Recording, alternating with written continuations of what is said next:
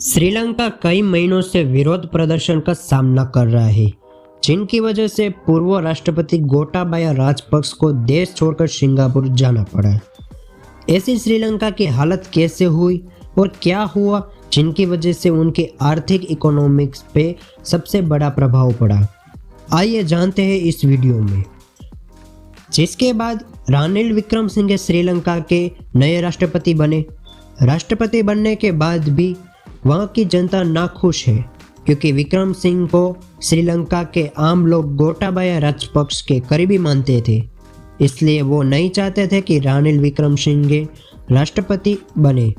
बता दें कि श्रीलंका 1948 में स्वतंत्र हुआ था। उसके बाद ये पहली बार ऐसा हुआ है श्रीलंका की अर्थव्यवस्था पे। श्रीलंका की अर्थव्यवस्था पिछले कई दिनों से पूरी तरह से चरमा गई है। हालात यहाँ तक पहुँच गए हैं कि अब तो डॉक्टर ने भी बोल दिया है कि ना तो बीमार पड़े ना ही घायल हो, क्योंकि आर्थिक संकट के कारण स्वास्थ्य देखभाल प्रणाली में दवाओं और महत्वपूर्ण की जो साधन सामग्री है वो उपलब्ध नहीं है। दक्षिण एशियाई द्वीप देश को ईंधन और भोजन जैसे बुनियादी आयातों के भुगतान के लिए पैसों की कमी से जूझना पड़ रहा है। यहाँ पर अब दवाओं की समाप्ति हो गई है। चावल की कीमत एक साल में 142 रुपये से बढ़कर 230 रुपये प्रति किलो पहुँच गई है। वही प्याज की कीमत हम जान के चौंक जाएंगे, क्योंकि मुद्रा में 200 रुपये प्रति किलो पहुँच गई है। आलू के दाम की बात करें तो 220 रुपये प्रति किलो हो गई है। टमाटर 150 रुपये प्रति किलो पहुँच गए हैं। गाजर का दाम 490 रुपये प्रति किलो है। खाने की चीज़ों के साथ आसमान में छूती हुई सब्जियों की कीमत श्रीलंका के उपभोक्ता के खर्चों को बढ़ाती जा रही है। साथ ही में खाद्य वस्तुओं के साथ ही पेट्रोलियम पदार्थ का दाम भी आसमान छू रही है। श्रीलंका की बुरी हालत के लिए देश की आर्थिक नीति जिम्मेदार है। तो वाशिंगटन पोस्ट की रिपोर्ट के मुताबिक बीजिंग श्रीलंका का सबसे बड़ा लेनदार है।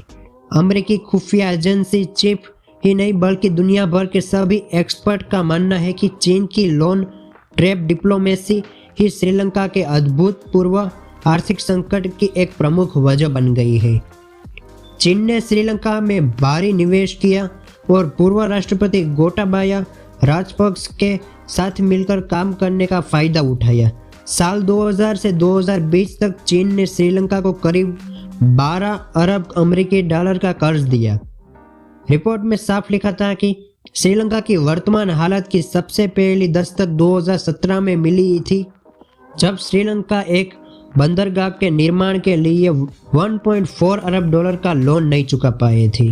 श्रीलंका के आर्थिक संकट के बाद जनता विभाजित सरकार के खिलाफ विद्रोह पर उतर आई है और देश में गृह युद्ध जैसा हालत हो गया है। और हालात यहाँ हो गया है कि पूर्व राष्ट्रपति को देश छोड़कर जाना पड़ा।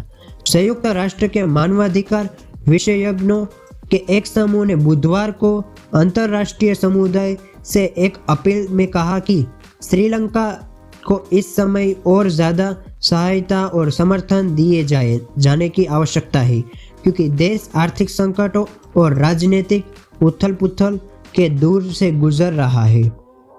श्रीलंका की बिगड़ी हुई अर्थव्यवस्था को पटरी पर लाने के लिए नई सरकार को विपत्ति प्रबंधन के लिए कठोर फैसला लेना होगा। नए राष्ट्रपति के समक्ष देश को राजनीतिक अस्थिरता से खत्म कर उसे आर्थिक संकट से उबराना एक बड़ी चुनौती होगी। इसलिए राजनीतिक इच्छा शक्ति दिखानी होगी। देश की पर्यटन व्यवस्था को पटरी पर लाना होगा, जिससे देश की आर्थिक व्यवस्था को सुधारा जा सके। आखिरकार दोस्तों, आपने जान लिया कि श्रीलंका की ऐसी हालत कैसे हुई और वर्तमान समय में श्रीलंका की हालत क्या है। दोस्तों, तो आपको वीडियो बहुत ही पसंद आया होगा तो लाइक कर देना।